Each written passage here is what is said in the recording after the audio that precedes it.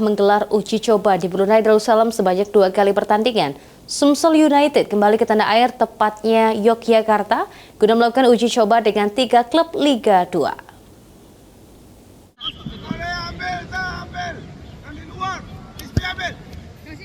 Mendapatkan hasil yang kurang maksimal dalam laga uji coba 2 kali di Brunei Darussalam, klub Sumsel United pulang ke tanah air namun tidak ke Palembang melainkan ke Yogyakarta.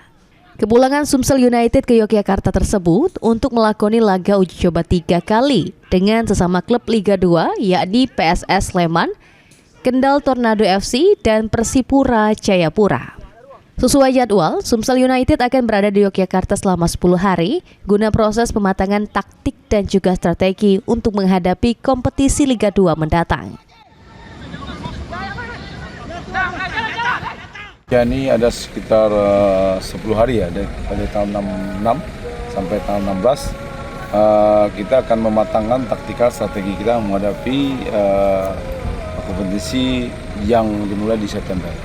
Jadi ada 3 pertandingan melawan Sleman, melawan Tornado, dan melawan Persipura.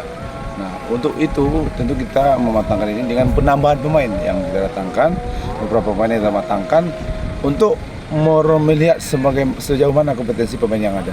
Selain itu juga disampaikan Nil Maizar, jika Sumsel United akan juga melakukan penambahan pemain yang rencananya akan dipadukan dengan pemain yang sudah ada dalam klub saat ini.